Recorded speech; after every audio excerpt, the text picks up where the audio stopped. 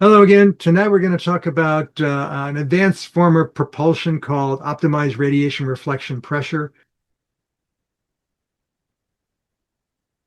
So let's start at something that I discussed last week. Yes, propulsion technologies need to improve. We don't have to go to the speed of light yet or faster than light. That can be eventual once we want to travel to other stars and galaxies, but we need a interim solution for puttering around the solar system at less than the speed of light, but far faster than we travel today. We'd like to get to, maybe several 100,000 kilometers or miles per hour, still far slower than the speed of light, but we want to get to the moon in hours instead of days, or get to Mars instead of years, maybe a few months, to Pluto in a small number of years, or if we want to get out to the edge of our solar system, then it might be even faster. It'll take 10 years. One of the things that we do now to go faster is something called slingshots, where we purposefully send the probe around a large planet. Like it can be Earth, it can go out and swing back, or usually Jupiter or Saturn, and it'll give even more of a gravitational boost. And that's how we get going faster, is with gravitational slingshots. But it'd be nice if we didn't have to rely on those. So this is a list of the current solutions that we have. And the biggest shortcoming of all of them is you've got a fuel tank that's fixed in size. And when you go to launch your rocket or whatever, you have the fixed fuel tank and it's filled, and you're not going to go any farther or any faster than consuming everything that's in your fuel tank. And you need all of the plumbing and all of the electronics to deal with the fluid flows and things like that. So you've got, don't use chemical propulsion in any of these forms, even ion, because ion still has a fixed size gas tank.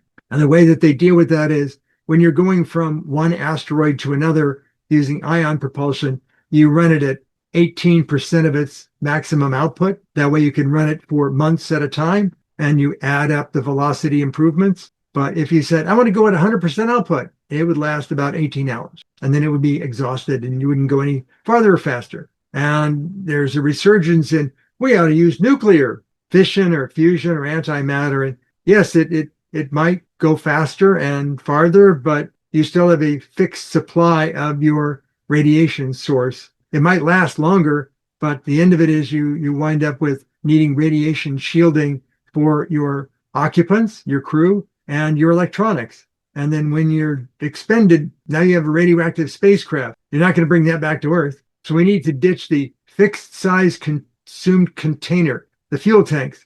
We need to find new ways of doing propulsion that doesn't require a fixed size fuel tank.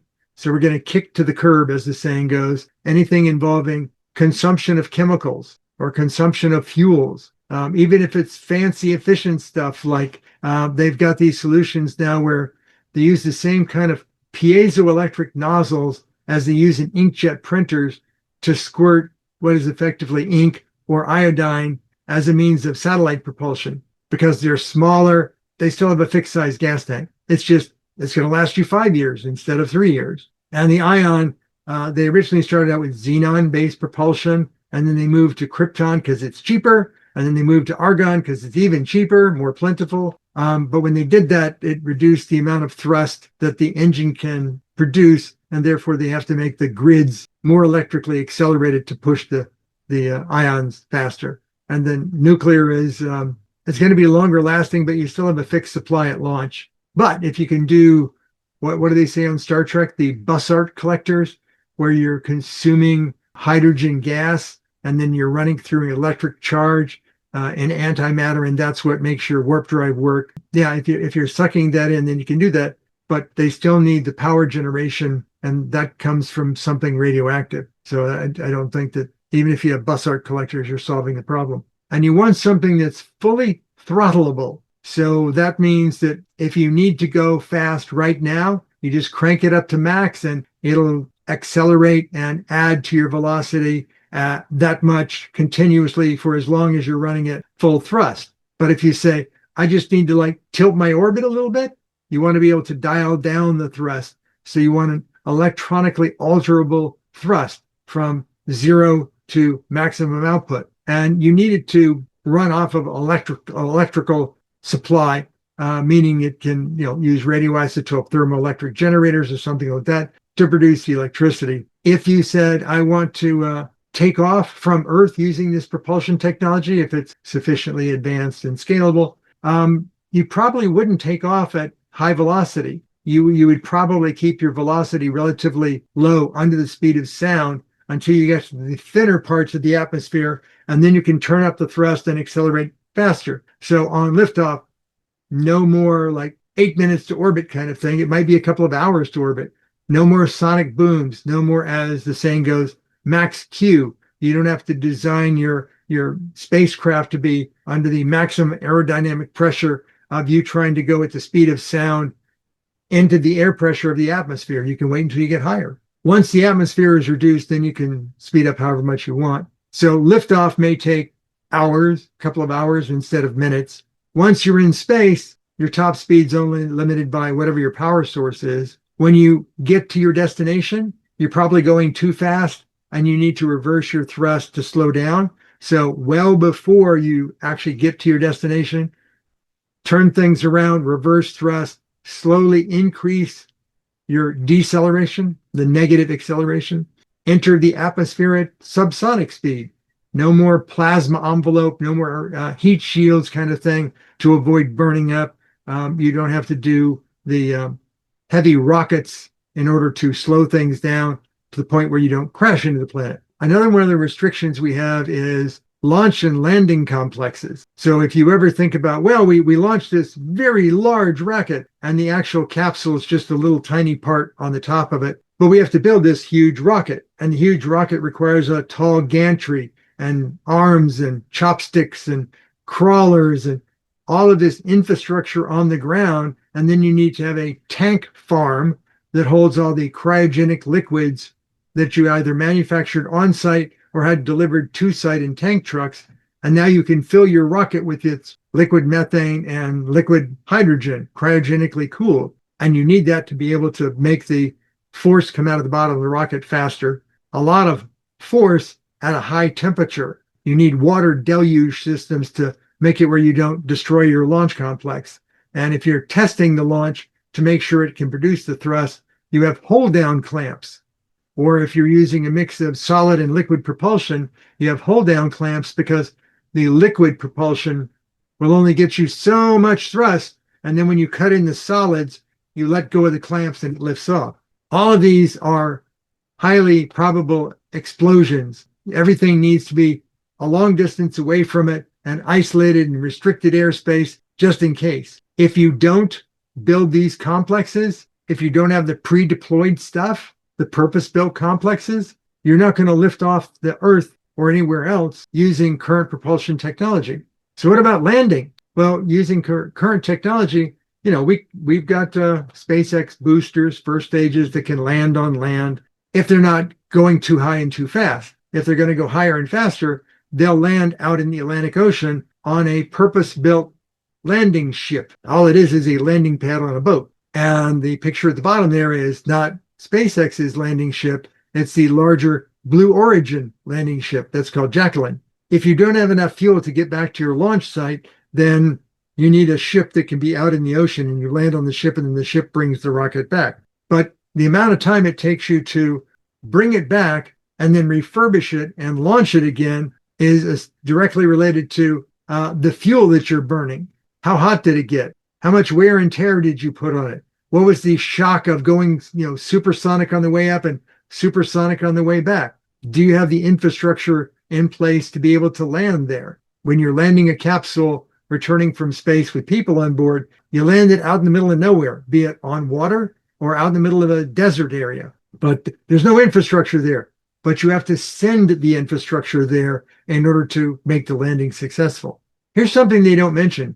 If you're going to land somewhere, it presumes that once you have the big rocket and everything comes off, and now you've got just a little capsule, and then you want to land somewhere, let's say like the moon, you can land on the moon using your lander, and then you split the lander in half, and the upper stage comes back to Earth, and the lower stage stays on the moon. That way you get rid of the dead weight. Let's say you wanted to go someplace that's the same size as Earth, like Venus. Forget the atmosphere and the temperatures and things like that at the moment.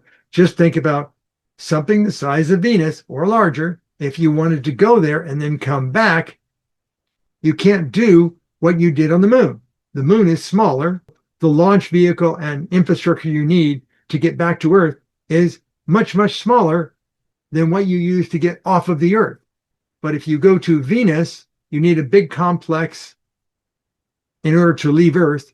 And then once you're on Venus, you need a big complex infrastructure and big rockets and tank farms to get you back to Earth, because remember how hard it was to leave Earth? It's going to be just as hard to leave Venus. Maybe more so because Venus has a denser atmosphere than the Earth. So we need something different. We need something that doesn't require a pre-deployed or pre-built, purpose-built complex. We want something that's not going to go boom if we don't do it right, and that we can take off from anywhere. It doesn't require an isolated, FAA guidelines around the launch site.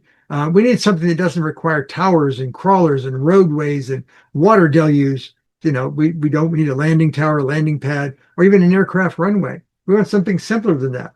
And we don't need a complex that requires filling tank farms in order to lift off. So how about coming back? Once we're on our way back, the new propulsion needs to be able to run anywhere from minimal to maximum force as needed. As it's coming back in, if you can slow down before you get into the denser part of the atmosphere to go subsonic, no more sonic booms, no more re-entry max Q. Continue with the propulsion all the way to the ground as needed. Maybe hover, just land on legs. You don't need any bullet-shaped capsules to dispel the atmospheric resistance. No plasma blackouts during re-entry, no heat shields. In fact, no more parachutes, no more landing sites or drone ships, no more water landings. Land anywhere on short struts. You don't even need landing gear, wheels, or runways. You don't need towers, but you need to change the technology of your propulsion in order to do this. And you may find that you're traveling at such a comfortable rate that maybe not even need spacesuits, except maybe for safety, inside the capsule. But if you did that, you would need far fewer parts, moving parts, fixed parts, control parts, electronics, valves, sensors, heaters. If you could change to a different form of propulsion and ditch all of that, as well as your fixed fuel tank, then your spacecraft will be much lighter, more reliable, improves the reusability because you're not cooking it every time. So what we really need to do away with is not the fuel tank so much. We need to find another way to do propulsion other than Newton's third law, equal and opposite reaction. Everything that we fly is based upon, I'm going to eject something out the back. And if I want to go faster or longer, I either eject heavier stuff or I eject a bigger container of it, strap more on the outside of it, but I need to eject more out the back faster. And that's how I make the bigger rockets, is they just get bigger and I put more engines on the bottom. And that was good in its day. But I think when you get to 33 Raptor engines on a booster, it's kind of like saying, maybe we need another mechanism other than highways with 20 lanes on them. Maybe we need a different approach, that kind of thing. Same sort of thing with propulsion. Once you get to 30 plus engines on your booster, maybe it's your propulsion technology that needs to be investigated. So the way that they make it practical nowadays is with multiple stages or solid boosters. When they run out of fuel, they get dropped off or ejected, and now the smaller part of the rocket can go farther faster. We need to stop with the propulsion technology that creates all this dead weight that we have to discard. We may get to faster than light, warp drives or whatever someday, but there's a lot of distance between how fast we go now and faster than light. But how do we go faster? We need to switch from the energy of chemistry of molecules of matter, meaning combustion and ejecting molecules that are plasma. We need to move more towards doing things with electrons to make photons, and then the photons transfer momentum. If you can do that, you've decoupled your power source from how you use the power. And when you do that, now you can come up with newer advanced means of power that don't change your propulsion technology. So if you can create a photon which has momentum and you transfer that momentum to your craft can now go faster. There's no combustion, no spitting stuff out the back end to go faster forward. It actually just pushes on it. You don't need any moving parts or plumbing or heaters or valves or things like that. You don't need the big fixed fuel tanks. It's just electricity. The instantiation of photons, making photons from electrons, doesn't produce any discernible recoil. There's no Newton's third law. So you don't have to worry about making the photons and having to negate that reverse thrust. Particle momentum can be easily instantiated with electrical semiconductor parts, and it can be easily conveyed through reflection, and you don't need any pumps or valves. You need to transfer momentum or push on the front of your spacecraft, not spit stuff out the back. The structural rigidity that you used to have to do for supersonic, or you don't need anymore because you're going to be traveling slow until you get fast in the upper atmosphere. You don't need the ability to contain explosive things. You don't need the ability to contain very high temperatures from the explosions. For those people that doubt it's possible, yes, I am referring to radiation reflection pressure or photon reflection pressure. And this is more optimal than the electromagnetic drive that you might have seen somewhere. Yes, on a per photon basis, the transfer of momentum is minuscule. But there's all sorts of technology out there already today that we can use to scale that up to much higher levels. Yes, in order to get a meaningful number of newtons of thrust, we need lots of photons. We can do that nowadays, and we don't have to squirt things out the back. If you doubt that the underlying physics may not be practical, I advise you to look into the works of Maxwell, Nichols and Hull, and Bell and Green, who all the way into the 1800s have already been working in this arena of you shine photons on something and it applies momentum to it. And the first time we used it in a practical form was the orbital calculations of the Mars Mariner probe. The sun puts out photons. It was going to cause the Mariner probe to miss its orbital insertion. So they took into account the solar wind, and voila, it went into orbit. And then in the Nobel Prize for Physics in 2018 was something called optical tweezers, where they used about a 5 milliwatt infrared laser to move bacteria on a X-ray microscope stage, a plate. Light does move stuff in the real world, and the laser doesn't go backwards. If you doubt that it's practical, the James Webb Space Telescope on the front of it has this, looks like a flap. All it is a metal plate that the solar wind reflects off of to push on the James Webb Space Telescope. The James Webb Space Telescope is in an elliptical orbit. It's a tilted elliptical orbit about Lagrange point 2, and one side of the orbit it needs propulsion for, and it's got normal propulsion for that.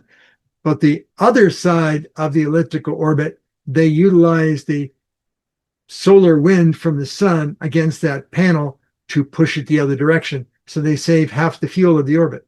Yes, photons are massless at rest. Luckily, the photons we're talking about here aren't at rest. Photons that aren't at rest have energy, and that energy can be transferred as momentum. Remember, no chucking them out the back. This is not an application of Newton's third law. We're reflecting them against the front interior, transferring momentum to create velocity.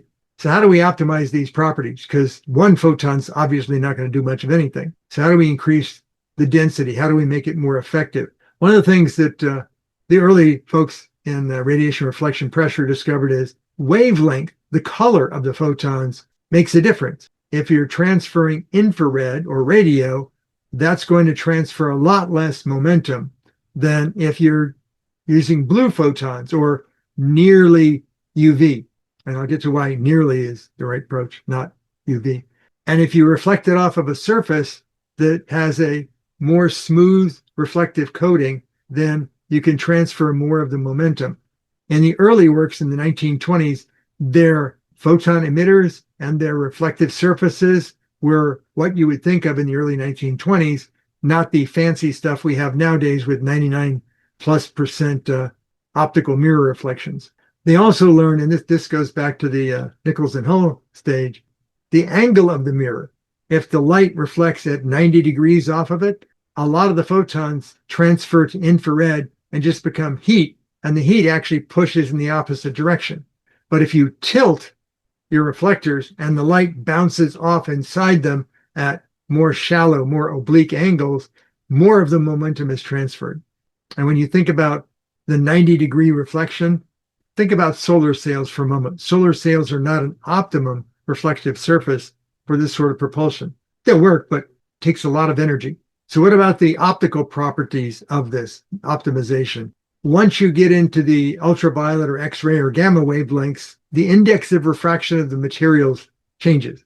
The energy is too high. For example, if you put up a glass mirror, light that's even blue, deep blue, will still reflect off the surface. But the moment you get into the ultraviolet range or the X-ray or the gamma, the photons do not reflect as much off of that glass surface.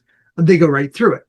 If you're going to want to get shorter and shorter wavelengths, you're going to need to move from glass optical reflectors to basically fabricated metals, beryllium and things like that. If you get even higher energy, even that doesn't work, because when you move from UV to X-ray, you now have to have electromagnetic coils to focus the photons, and that adds more weight, cost, things like that. Keep it just shy of ultraviolet, and that's the maximum momentum transfer you're going to get. And glass optics will still work. What about the emitter itself, the thing that takes in electrons and spits out photons? I picked a particular wavelength, 460 nanometers. This is called royal blue. I picked an emitter that only produces royal blue. It doesn't produce like red, green, blue wavelength. And I picked this particular emitter because it's what's used in when you buy a piece of electronics and it has that annoyingly bright blue light on it. It's like the power on light. That's because they found a way to fabricate these really, really cheaply. But you can buy LEDs that do have 3 chips or 4 chips, red, green, blue, RGB, or RGBW, red, green, blue, white, and they can produce different colors. They're not dynamically producing a range of colors. They're adding the colors together. And you can adjust the power output, the brightness of them. So, a royal blue LED that has pulse wave modulation for controlling the brightness produces a flux, a collection of photons. And you can get these in all sorts of sizes of outputs. Typically, one chip inside of the device would put out about 1 watt. That's kind of a standard for the chemistry in the chip. So you can buy them as less than 1 watt, 1 watt, 3, 5, 10, 20, 50, 100. You can even buy royal blue emitters that are 500 watts. But you want to not go as high as that. As the number of chips in the LED device grows, so does the size of the package, like the device that has all these chips in it. So you want to balance that. Like if I get too many chips in there, now the tabs, how much current I transfer to it, gets bigger. It makes the package bigger. Or I produce a lot of waste heat, and therefore I need cooling to deal with the waste heat. Can I get by with a simple heat sink on the bottom of it? Well, if you're at the 1, 3, or maybe 5 watt level, then it's still a small package with small electrical connections, and it produces not so much heat that you can't leave it on for a while.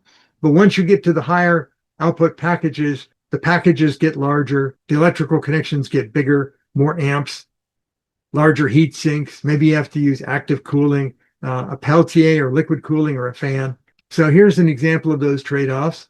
On the right, you see there, the smallest one, that is a 3 watt. It's got a couple of chips in it.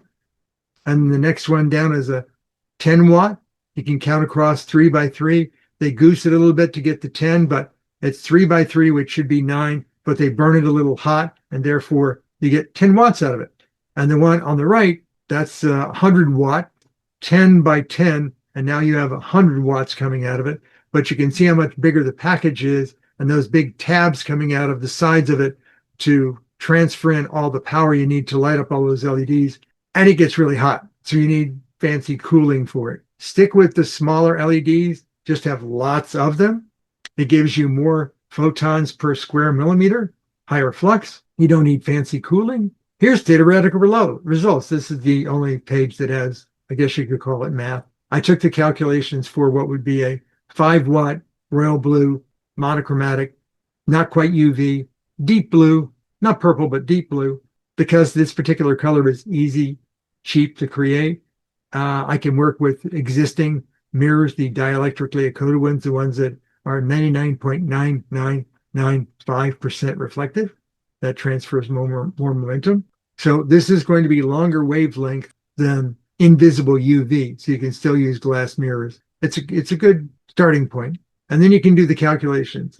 There's an equation for how much energy are you producing, hc divided by lambda. So there's a constant, the speed of light divided by the wavelength, and you get how many joules of energy this thing is producing. It's a very, very small number. It's times 10 to the minus 19. Very small. But remember, that's one photon, and the LED produces a very high number of photons. How much momentum can we get per photon per second? Once again, times 10 to the minus 27. So one photon produces a very, very tiny amount of newtons of force per second. That's N for newtons and Hz minus 1 for per second. So newtons per second. This particular 5-watt royal blue LED produces 1.1578 times 10 to the plus 19 photons per second. That's the flux coming out of it. So now if you take that momentum per photon times the number of photons, you now get a single LED that produces 1.6678 times 10 to the minus 8 Newton per second. But that's one LED. If you have a 1,000 of these things, that minus 8 drops off by 3. And that gets into the same scale as current ion propulsion. Easily scaled technology. You don't have a lot of pumps and heaters and plumbing and things like that to deal with. It's all electrons, photons, reflection. But what would negatively affect the output of this thing? On the right is a perfect reflector. And it's tilted at an angle. Think of it as if I put the photon into my reflector, the transfer of momentum is going to be in the direction of that way. And if I don't get the angle perfect, then I can count on incident angle versus the reflective angle. That angle affects how much force I can get out of it and the reflection off the surface of it. First thing that I encounter is what wavelength of photons am I using? The reflectivity of my mirrored surface, the emission angle. What angle are the photons reflecting off the surface? The more obtuse, closer to 90 degrees, decreases the transfer. The more oblique, almost vertical, I get more. And then the index of refraction of the reflector material. If it's simple glass, it'll reflect a certain angle. If I can change the chemical structure of the glass a little bit, I can get the angle and the reflection to push more vertical rather than off to the side. How do I make it better? The power output. I can, make a more efficient LED and get more photons per second. And they are actually paying attention to how do I get more photons out of a cheaper LED? But that has nothing to do with propulsion. That has to do with commercial electronic products. I want a cheaper blue LED, and I want it to be physically smaller. So it's just a little tiny chip that's surface mount soldered on some circuit board. Whenever you shine an LED, you notice that they're bright from a wide angle. If you were to take the lens off the front of the LED and bring that angle in, now you've got more of the photons going into your reflector. And then, as I mentioned, the index of refraction of your reflector, dope the glass a little bit, add some chemicals to it, and you can push more at an angle. And then the reflector is called a frustum, and it's kind of cone shape with a hole at the end. And if you make it steeper and longer, you can get more reflections, not just one reflection, but multiple. And then, of course, you have the number of emitters, the number of photons. You need to talk to all those. And if it's a monochromatic, a single color LED, you just need power and ground, and you affect the power to make it bright or dim. If you have a red, green, blue, or a red, green, blue, white, now you need maybe 4 wires. You need power, ground, a signal clock, and then a data signal to say which LED has what brightness. So if you wanted to dynamically change how much momentum you were transferring, you really need to just adjust the amount of power you're giving to the LED. And you do that with something called pulse width modulation, or you digitally alter the number of photons per second of the flux that the LED is producing. If you wanted to dramatically change the direction, if you're going this way and you all of a sudden want to go that way, then ramp down the photons in that direction, ramp up the photons in this direction, and you don't immediately do a 90-degree turn. What you do is you slowly swing around to that direction. But you can swing around much faster than human beings could take the g-forces of that, because it's digital, it's instantaneous that you're applying a force in that direction.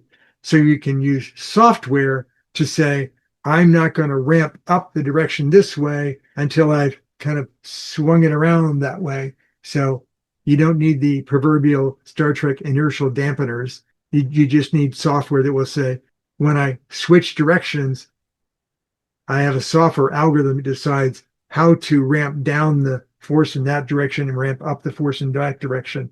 And it'll still look like it's immediately turning when it's not really immediately turning. It just takes a lot less time than, something that needs aerodynamics. But this is not about solar sails. Solar sails are very inefficient, non-optimal. They have this concept that you put gigawatt lasers, multiple of them, on Earth, and then you beam the photons out to the sail, and it will push the sail away from the Earth.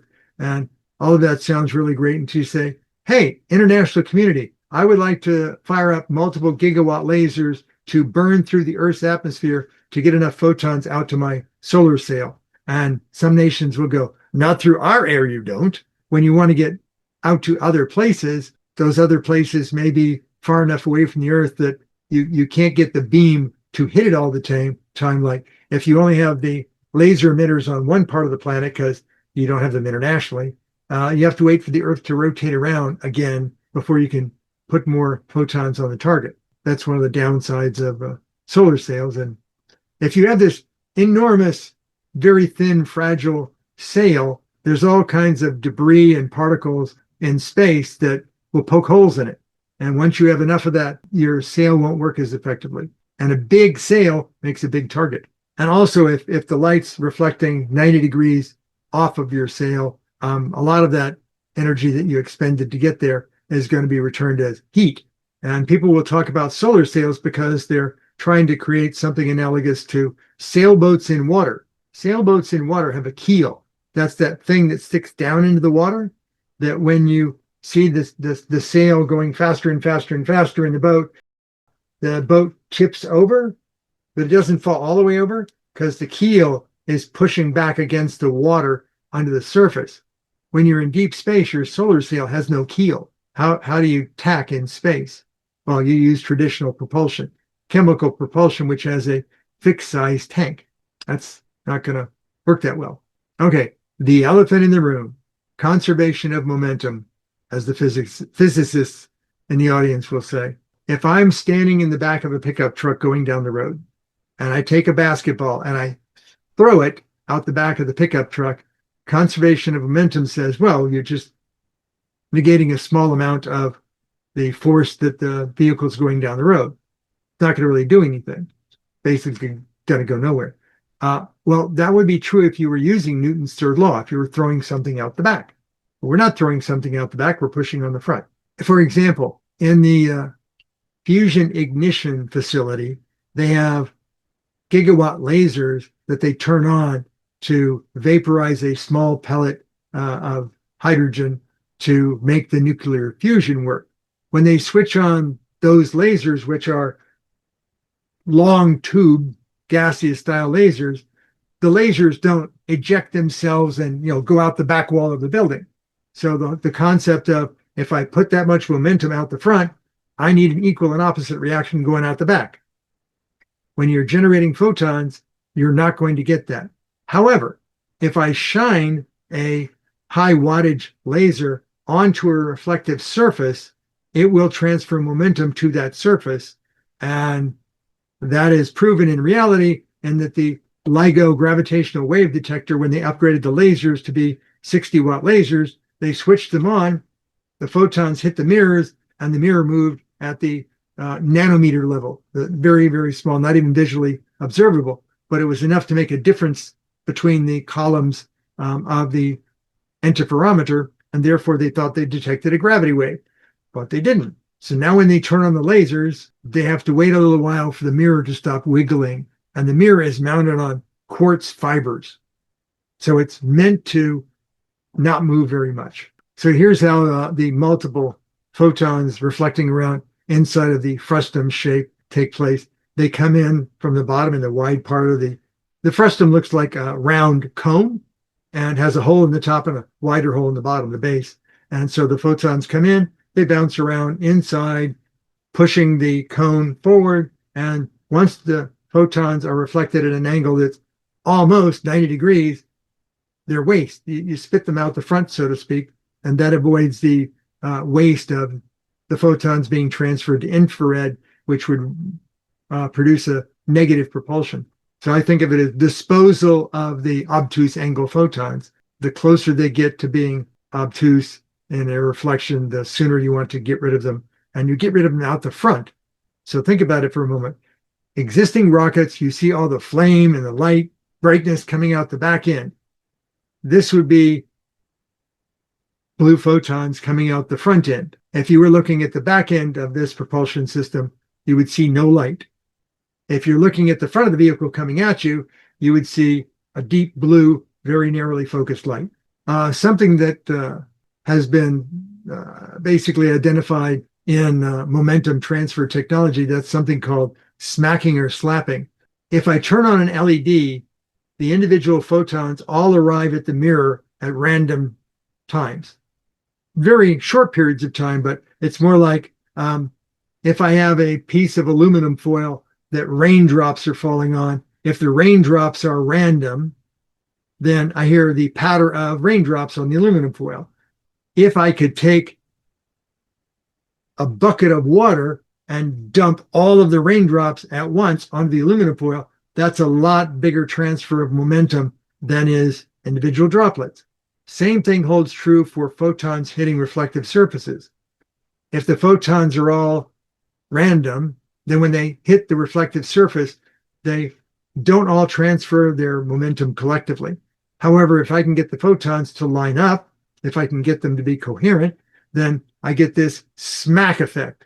And if you do that many, many times per second, and you get the photons lined up, very short bursts, very short bursts of photons, very, very many times per second, induces this smacking force, which allows you to transfer more momentum. That's another way to improve the amount of output.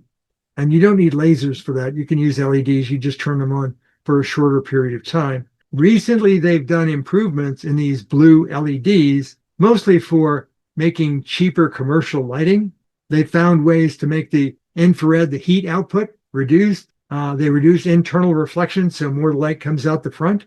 And one of the things that they've done is use something called biomimicry. And they borrowed from the wings of insects, how light transfers. Like if you look at a butterfly, you can see the rainbow color on the wings. Things in nature have essentially reflective surfaces that when light is transferred through them, more of the light gets through and less of the light is converted to heat. Modern LEDs have some of this biomimicry in them, which for the same amount of power going in, you get more photons out. Or for less power going in, smaller, cheaper part, you can get the same amount of blue light coming out. So there's industry efforts outside of propulsion that are going to improve the LEDs. Well, what about scalability? A legacy rocket, you can see all the plumbing and nozzles and things you need. You're maybe going to get a few dozen per rocket stage. If you're talking about photon emitters, think about modern TVs. These are red, green, blue emitters. You can have a 4K or an 8K. And when they went to nano-sized LEDs, there's actually multiple RGB LEDs per pixel. That's how small they're getting. That way, when you look at that wonderful display, you can't see the individual LEDs. And we found that when I make LEDs red, green, and blue, if I have a camera and I want to receive color images, we actually put red, green, and blue filters over some of the receivers of the light to make one-shot color cameras. If I were to take that red, green, blue off of there, and I were to put a different lens on the front that would steer the beam tighter, I can now make higher output, higher efficiency. It's just a matter of taking the technology we already know how to work with and applying it to propulsion rather than TV sets. What about the power? Well, that 5-watt LED needs about 0.7 amps at 7 volts. That's very tolerable. Something like a radioisotope thermoelectric generator can produce that level of power for very long periods of time, upwards of a decade. And if you use americium instead of plutonium, it could be even for 100 years. But if you decouple your propulsion from your electrical source, now it doesn't matter whether you're using batteries, solar arrays, thermoelectric arrays, RTGs, nuclear fusion, or in the future, maybe 0-point modules or whatever else we come up with. Those are just power generators. The photon emission part stays the same. So you can improve the power curve by improving the power source without redesigning the technology. It's kind of like strapping on more solid boosters to an existing rocket design. The other elephant in the room is, aren't you talking about the EM drive? No, this is not exactly the EM drive. Yes, it's still talking about photons reflecting off of things, but the EM drive was not at all optimal. First of all, it used microwave wavelengths. That's way too long, too little transfer per photon. Royal blue photons, on the other hand, great. So you're well above radio. Their reflector, in order to match the radio frequency wavelength in microwaves, was large, mechanically heavy. They thought they needed to make it sturdy. This sort of propulsion that uses photons in royal blue is going to be very much smaller, like, that size.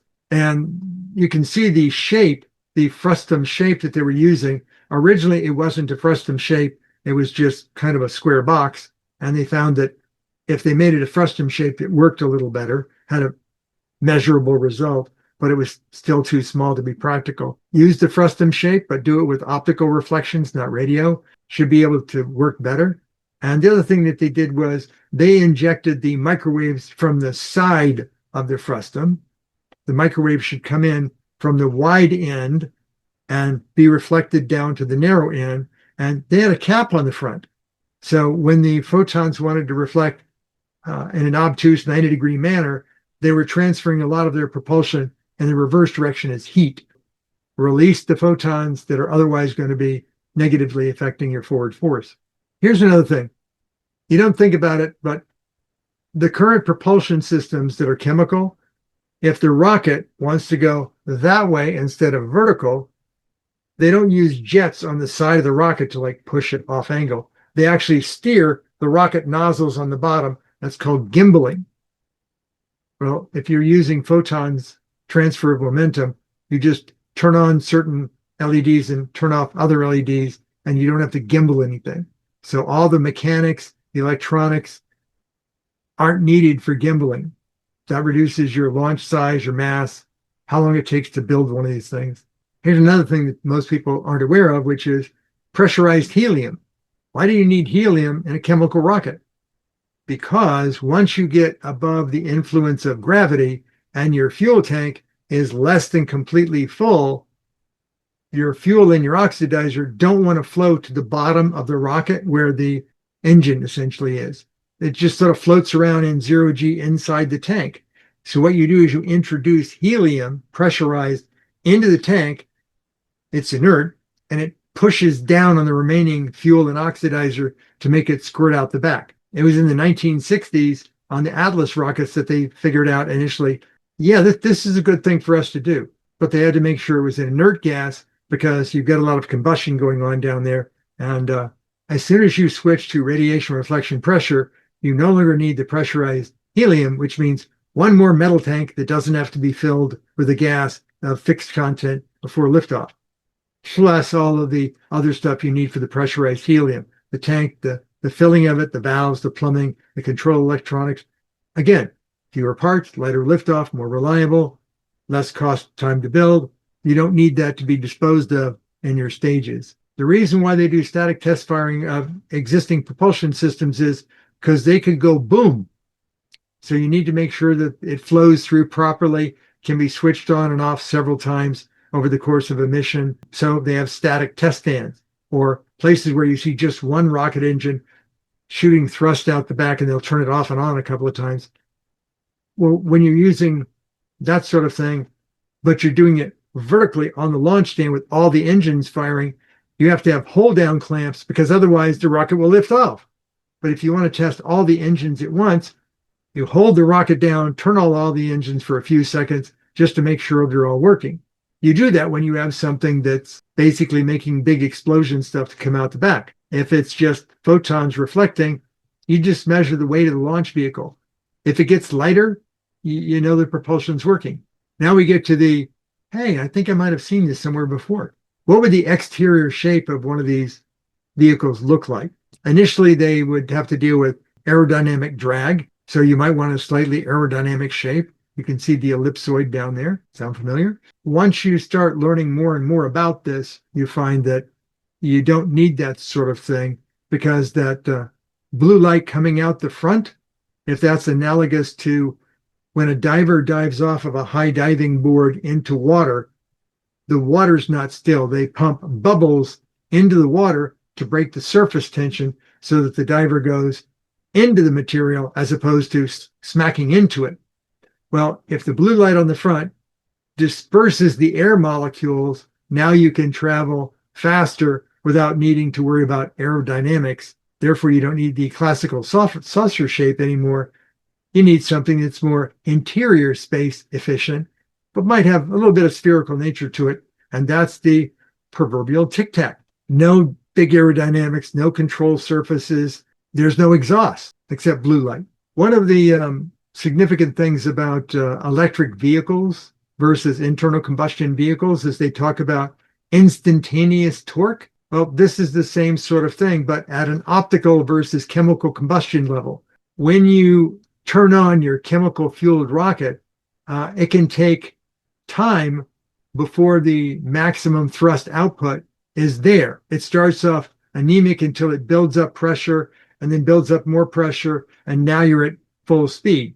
If you've ever seen a jet aircraft, when they turn on the afterburners come on, and then the craft slowly starts to go faster. It doesn't instantaneously go faster, and it may take a few seconds before it attains its top speed. Not because it's fighting the aerodynamic resistance, it's because the chemical propulsion that they're using doesn't get up to maximum output for some lag time. Well, if you're doing this with photons, they're going to reflect off the reflector surface in a small number of billionths of a second, nanoseconds. So the lag for propulsion is also going to be nanoseconds. If you want to reverse the vehicle or change its direction, that can be as instantaneous as a light switch. Stop putting power that way, put power that way. But you don't want to do that instantaneously because that wouldn't be good for the electronics on board or the people on board. You wouldn't want to make them into squashed grapes. But the fact that it's digital and fairly close to instantaneous means if you want to make fine adjustments, you just change the power output. You can change course directions. And if you have the appropriate curve on propulsion direction changes, it looks near instantaneous, but there's a little lag. So if I have a rocket that has chemical propulsion coming out the back, I've got a lot of things I have to deal with in order to be able to reuse that rocket. If I'm just using photons reflecting off a surface, I don't need all that stuff. So it's going to take less effort, less parts, less cost for refurbishing the vehicle. Lights reflecting off of a mirror don't typically degrade the mirror all that much. So what would be an early meaningful use of this technology? How about reboosting the ISS for it to maintain its low Earth orbit against atmospheric drag? Turns out they've modified the Cargo Dragon compartment at the back to have multiple Draco engines, and it in the CRS-33 mission, which is 5 months in duration, they did 6 burns of 800 newtons each, and each burn lasted 19 minutes. So that's a mission total for the CRS-33 of 5.472 million newton seconds, which is about 25% of what the ISS needs annually to keep itself at its expected low Earth orbit position, or about 22 million newton seconds per year. If we divide that up per second over the course of a year, that's a fraction of a newton per second. I think it's plausible to do that. They could build a panel that they attach to the ISS in the direction of travel, get its fuel from the existing solar panels. It would be able to turn on and reboost the International Space Station without any Draco fuel tanks or rocket engines or no helium to pressurize the tanks, and it would always be there. It would be permanently installed. Once it's installed, you wouldn't need it to be associated with any space capsule. It would be kind of like that flat panel on the James Webb Space Telescope. It's just there. They can tilt the angle of it, but it's just there.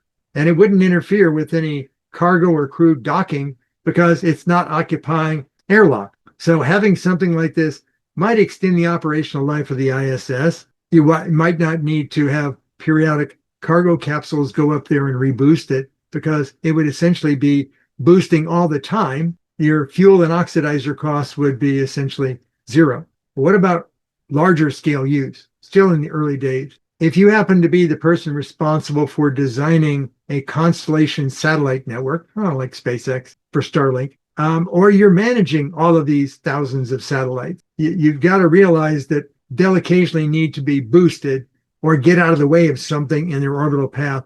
Or maybe, let's say it's a signals intelligence satellite or an Earth natural resources survey mission where the satellite's here, you're doing some observing, and now you want the satellite over here.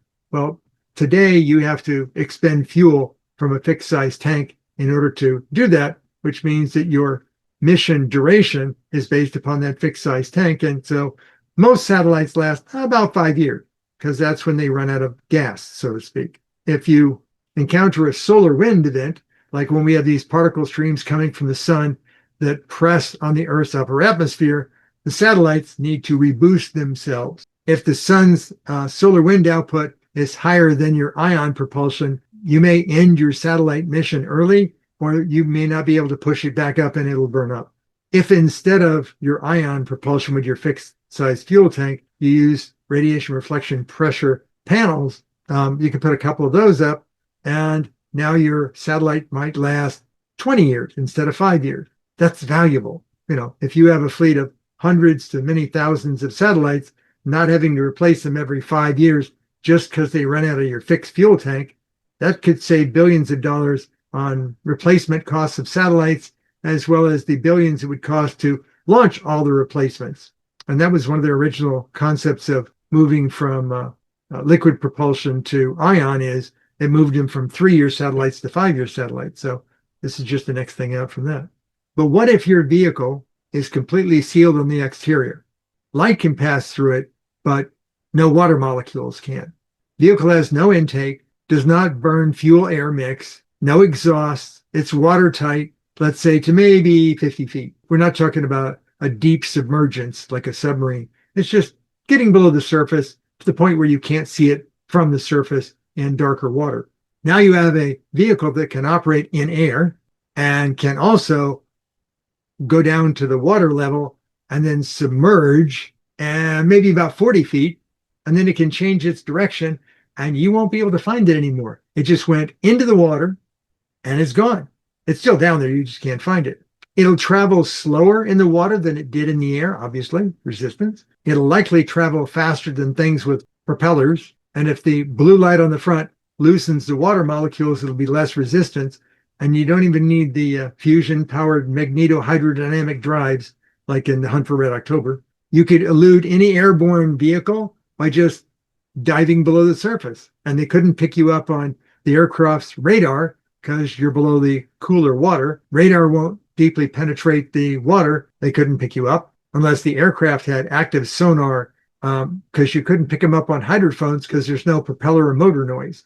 If your vehicle can change its wavelength from royal blue to, let's say, far infrared, you could deliberately heat up the water around your vehicle and create electrolysis, which produces a cavitation field on the exterior. And now you're pushing the water away from your craft, and your craft can go much faster underwater. This is how torpedoes go faster than submarines. But would you exhibit unidentified aerial phenomenon or unidentified anomalous phenomenon? Yes, because no exhaust flame, smoke, venting, contrails, no intake ports, no sound, no aerodynamic surfaces, no wings, rudders, tails, no thrust blast or prop wash, no significant propulsion lag time. There's no afterburner spool up lag. If you had emitters all over the vehicle, it could, compared to aerodynamic craft, turn in zero radius in any direction. It could rapidly raise or lower faster than aircraft could because it can go vertical. It doesn't have to climb. The changing of direction may be too fast for a crew, and you might want to put some software in there to gradually change things. If it happens to be powered by an unlimited electrical source, like a 0-point module in the future or something, then you have unlimited flight duration at top speed with no obvious fuel tanks. If the exhaust is photons and not chemistry, you don't need intakes or pitot tubes, or even antennas can be internal. And if you're sealed, now you can submerge and travel below the water. It would be silent. There's no moving parts, no combustion exhaust. And all you would see is in the direction of travel, a blue light, not visible from the rear of the vehicle. In other directions, it might be reflective or dark. And if it's using a wavelength much shorter than IR, like blue, it may not appear other than black in an infrared camera. All of these behaviors sound UAP familiar? About all of them. But people will say, the maximum momentum you can get from a single photon is so minuscule. At one time, they said that about ion propulsion or Hall effect. They described it as it's too small to be practical. It took them 40 years of ion propulsion research before they actually put it on a deep spacecraft called Deep Space One. And now it's just what satellites do in order to stay up there longer.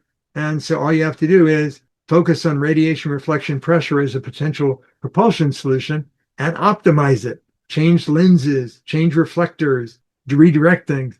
But you can now build things even smaller than ion, because ion has this giant, essentially, emitter for all the ionized ions to come out the other end. You don't need something that big. You don't need heaters to take the cryogenic gas and make it expand. Don't wait for faster than light. The possibility exists for meaningful improvement in the near term. All you need to do is optimize radiation reflection pressure. Remember, it took them 40 years for them to realize that ion at its small output was meaningful in the Deep Space One probe, and now satellites use it. If you do optimize propulsion, then think of how they're using it in satellites today. Start with something simple. Start with maybe a pico satellite. That's just a very small satellite that just demonstrates the propulsion. Doesn't have to be big. It can be very small, just has to prove it out. This is what they did with solar sails. Build something small, just prove that it worked. So once it's been proven, maybe the folks at DARPA or the National Science Foundation or NASA or the Air Force Research Lab would be interested in it. Let's see if we can get this done here. Let's not wait for other nations to already be doing it. Or maybe we are already doing it. Maybe that's the UAPs, the Tic Tacs that we're seeing that's our own bleeding edge propulsion technology. But how do we test that against existing military vehicles and their tactics? This may be what they're doing. It's probably good that they're not using live fire rounds when they're doing military exercises against the UAPs. Such vehicles would exhibit essentially all of the UAP behaviors, including underwater and running silent. And as usual, lots of links. There are links and links and links.